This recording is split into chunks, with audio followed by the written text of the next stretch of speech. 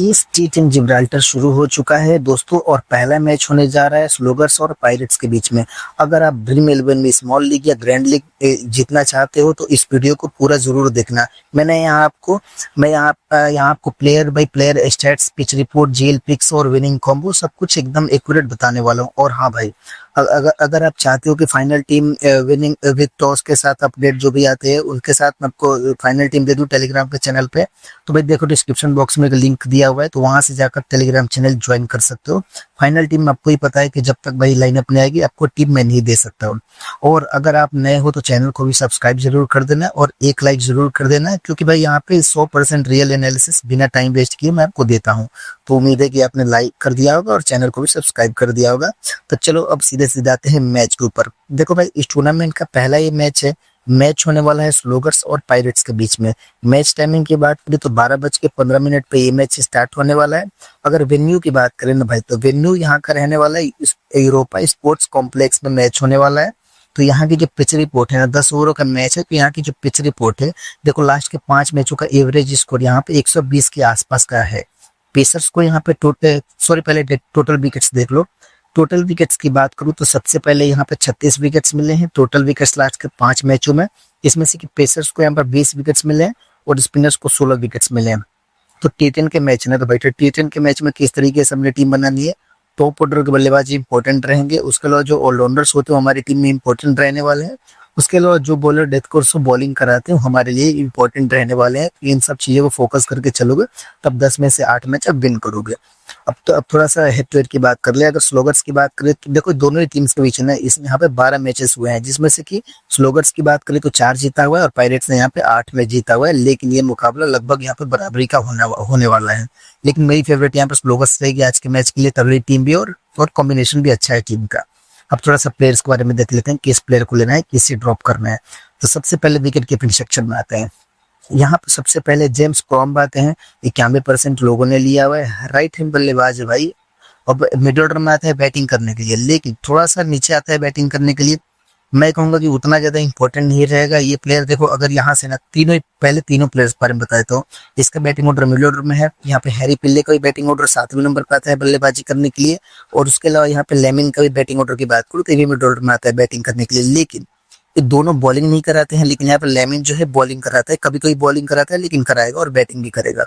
और बात करूँ तो भाई तीनों में से अगर आप सेफ जाना चाहते हो तो भाई जिसका सिलेक्शन ज्यादा है उसको टीम में रख लेना, क्योंकि तीनों का ही बैटिंग ऑर्डर काफी नीचे है। बट एक प्लेयर को तो लेके चलना ही हमने है, तो इसलिए आप चाहो तो सेफ जाना चाहते हो तो जेम्स क्रॉम्ब को अपनी टीम में ट्राई करके चल सकते हो। इसके अलावा इनमें से कोई भी अधिक इंपॉर्टेंट पिक नहीं रहने वाला है। अब थोड़ा सा आते हैं बैटिंग सेक्शन में। देखो बैटिंग सेक्शन में सबसे पहले यहाँ पे पिटरे आते हैं। अगर मैं पिटरे की बात करूँ तो भाई मिडिल ऑर्डर में आएगा बैटिंग करने के लिए। राइट हैंड बल्लेबाज है और प्लेयर बॉलिंग भी करता है ये। अब देखो इसका स्टैट्स की बात करूँ तो इसमें 13 मैचेस अभी तक टी10 के खेले हैं। इसमें से कि 155 रन इसने स्कोर किया हुआ है। 19 की एवरेज के साथ इसने स्कोरिंग किया हुआ है और 11 मैचों में इसने 5 विकेट लिया हुआ है। और जो 11 मैचेस में इसमें बॉलिंग करी है ना, 18 ओवर की टोटल बॉलिंग करी है। प्लेयर अच्छा है, आपको बल्लेबाजी से नहीं तो बॉलिंग से आपको पॉइंट देगा ही देगा, इसलिए अपनी टीम में ट्राई करके चलना। फिर यहाँ पे एटवुड आते हैं। अगर एटवुड की बात करें भाइयों तो देखो प्लेयर इसका सिलेक्शन 82% चेक क्यों है, क्योंकि टॉप ऑर्डर का बल्लेबाज है और इसमें 21 की एवरेज के साथ लगभग इसने स्कोरिंग किया हुआ है। टॉप ऑर्डर में आएगा बल्लेबाजी करने के लिए, कभी बड़ी इनिंग खेल के जा सकता है। इसलिए इस प्लेयर को जीएल की टीम में ना आपने इसे कैप्टन या वाइस कैप्टन ट्राई करना है। स्मॉल लीग की टीम में आपने इसे एज अ प्लेयर लेकर चलना है। मैं इसे जीएल की टीम में कैप्टन और वाइस कैप्टन ट्राई करके चलूंगा। उसके बाद यहाँ पे आते हैं हैरिसन। अगर मैं यहाँ पे चार्ल्स हैरिसन की बात करूँ तो लेफ्ट हैंड बल्लेबाज है, मतलब लेफ्टी खेलता है। मिडिल ऑर्डर में आएगा बैटिंग करने के लिए। अब देखो लास्ट के 4 मैचों में 2 में इसकी बैटिंग ही नहीं आई है, तो बैटिंग अगर फर्स्ट इनिंग में आती है तो ज्यादा इंपॉर्टेंट हो सकता है। अब देखो इसका स्टैट्स की बात करूँ तो इसने 12 मैचेस खेला हुआ है और 22 मैचेस खेला हुआ है।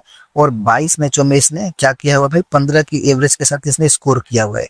9 मैच खेला हुआ है, 3 विकेट लिया हुआ है और 9 मैचों में 11 ओवर की बॉलिंग करी है। तो मुझे पता चलता है कि अगर ये प्लेयर बॉलिंग भी करेगा मैं आपको बता दूंगा कि लेना है कि नहीं लेना है। लेकिन अगर मुझे लगता है कि बॉलिंग नहीं करेगा तो आप बिल्कुल भी इसे ड्रॉप करके चल सकते हो, कोई फायदे का नहीं रहने वाला है।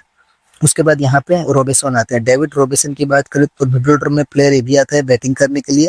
अगर फर्स्ट इनिंग में आती है बैटिंग तो इंपॉर्टेंट हो सकता है, अदरवाइज इस प्लेयर को भी आप ड्रॉप करके चल सकते हो। उसके बाद यहाँ पे फारूक आते हैं। फारूक की बात करें तो बैटिंग ऑर्डर काफी नीचे रहता है, इसलिए नहीं ट्राई करना अपनी टीम में। उसके अलावा भाई ठाकरे का भी बैटिंग ऑर्डर नीचे रहता है। अब इसमें से कोई भी प्लेयर ज्यादा इंपॉर्टेंट नहीं है। एक जो प्लेयर यहाँ पे मैं आपको बता देता हूँ जिसका मुझे लगता है कि आपको बताना चाहिए, यहाँ पे ग्रीन्स आता है। अगर मैं ग्रीन्स की बात करूँ तो मिडिल ऑर्डर में आता है प्लेयर बैटिंग करने के लिए। इसने 35 मैचेस खेला हुआ है और 35 मैचों में मात्र 101 रन इसने स्कोर किया हुआ है 10 की एवरेज के साथ, प्लस 12 मैचों में बॉलिंग किया है, 7 विकेट चटकाया हुआ है और यहाँ पे 16 ओवर की इसने टोटल बॉलिंग करी है 12 मैचों में। तो इस प्लेयर को इस चीज को देखते हुए जीएल की टीम में ट्राई कर लेना। अब थोड़ा सा है ऑलराउंडर सेक्शन में। देखो ऑलराउंडर सेक्शन में सबसे पहले हैंशेल आता है। हैंशेल की बात करें तो राइट हैंड बल्लेबाज है और राइट आर्म फास्ट बॉलिंग करता है। मिडिल ऑर्डर में आएगा बैटिंग करने के लिए, काफी इंपॉर्टेंट प्लेयर रहेगा। क्यों रहेगा इसके स्टेट्स के बारे में बता देता हूँ। इसने 10 मैचेस खेले हैं जिसमें से कि 364 रन इसने स्कोर किया हुआ है और 60 की एवरेज। भाई देखो स्टीव स्मिथ का टेस्ट में 60 का एवरेज है पर इसका T20 में है। और देखो 10 मैच में इसने बॉलिंग भी करी है, 6 विकेट चटकाया है और उन 10 मैचों में टोटल इसने 18 ओवर की बॉलिंग करी है। तो प्लेयर बैटिंग से पॉइंट दे रहे हैं, बॉलिंग से पॉइंट दे रहे हैं, तो कैप्टेंसी का सबसे अच्छा ऑप्शन यही रहने वाला है, इस चीज को ध्यान देना। फिर यहाँ पे जेमी रैली आते हैं। रैली की बात करें भाइयों तो लेफ्ट हैंड बल्लेबाज है, left hand medium pace bowler है, मिडिल ऑर्डर में आएगा बैटिंग करने के लिए, बैटिंग भी करता है बॉलिंग भी करता है। इसने 26 मैचेस खेला हुआ है और 26 मैचों में 297 रन इसने स्कोर किया हुआ है, 24 की एवरेज है, प्लस इसने 24 मैचों में 11 विकेट चटकाया हुआ है। लेकिन जो मेन इंपॉर्टेंट बात है ना भाई, 44 ओवर्स की इसने बॉलिंग करी है। तो बैटिंग से और बॉलिंग से दोनों तरीके से पॉइंट देगा कि ये प्लेयर भी बीसी का अच्छा ऑप्शन रहेगा। फिर फेर्रे आते हैं। फेर्रे की अगर बात करें तो भाई देखो ये प्लेयर राइट हैंड बल्लेबाज है, right arm off break bowler है, मिडिल ऑर्डर में आएगा बैटिंग करने के लिए। 16 मैचेस खेला हुआ है और 16 मैच में 262 रन इसमें स्कोर किया हुआ है 18 की एवरेज के साथ। अगर फर्स्ट इनिंग में आती है बॉलिंग, सॉरी यहाँ फर्स्ट इनिंग में आती है बैटिंग तो ट्राई करना है, अदरवाइज इस प्लेयर को थोड़ा सा रिस्की प्लेयर है तो ड्रॉप करके आप चल सकते हो। यहाँ पर रीमर आते हैं। अगर ली रीमर की बात करूँ तो भाई राइट हैंड बल्लेबाज है और right arm off break bowler है और भाई ये प्लेयर आता है टॉप ऑर्डर में बल्लेबाजी करने के लिए।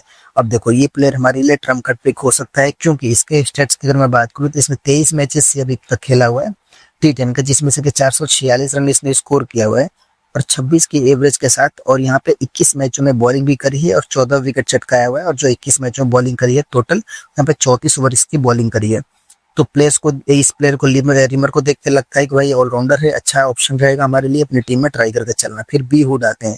अब बी हुड कहीं से ना कहीं से पॉइंट दे देंगे क्योंकि प्लेयर बैटिंग भी करता है बॉलिंग भी करता है। 26 की एवरेज के साथ बैटिंग से पॉइंट देगा और इसने अभी तक 34 विकेट्स भी चटकाया हुआ है। तो कैप्टन वाइस कैप्टन का ये भी अच्छा ऑप्शन रहेगा। उसके बाद मल्होत्रा आते हैं।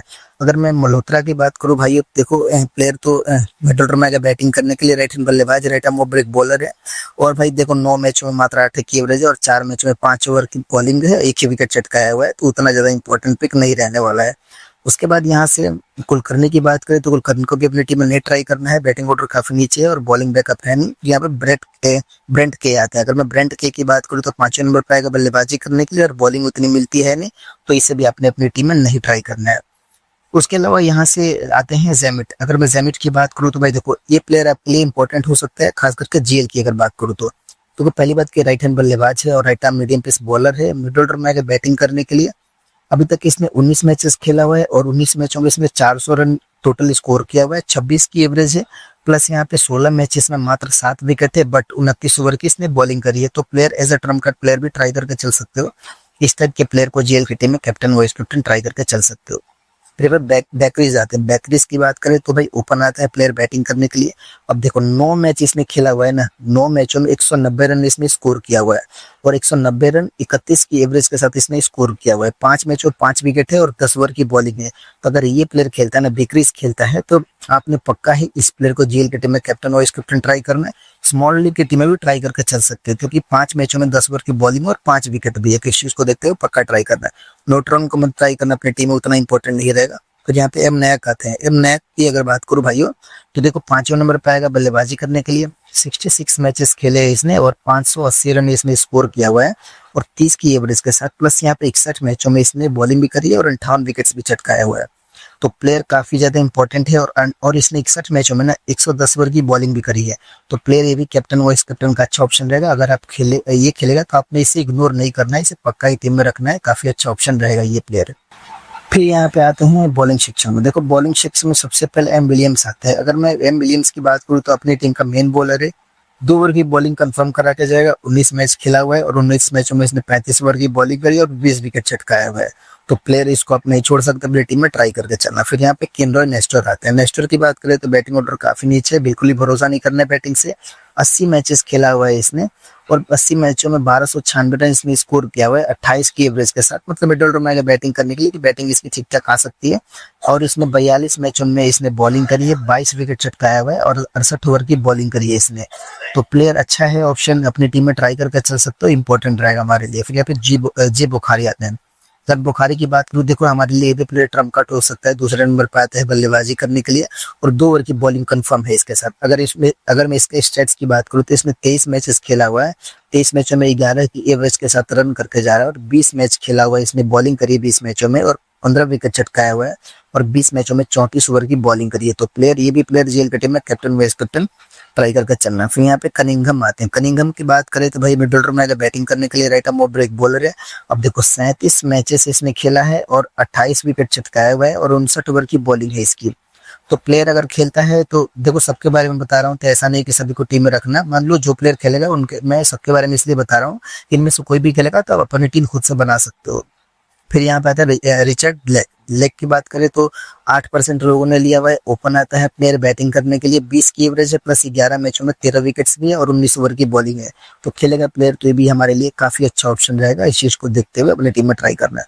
फिर यहाँ पे आते हैं ज्ञानानी। ज्ञानानी की बात करें तो मिडिल ऑर्डर में अगर बैटिंग करने के लिए 19 मैच खेला हुआ है T10 के, जिसमें से कि मात्र 9 विकेट है और 28 ओवर की बॉलिंग है। तो उतना ज्यादा इंपॉर्टेंट नहीं रहेगा, मैं अपनी टीम में इसको नहीं लेकर चलूंगा।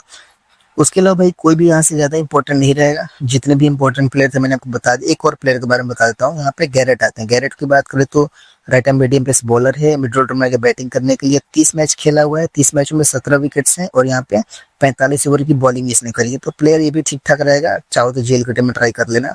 उसके अलावा जो भी प्लेयर अधिक अलग से खेलता है और उसके बारे में मुझे लगेगा बताना जरूरी है, तो उसके बारे में अलग से टेलीग्राम के चैनल में बता दूंगा।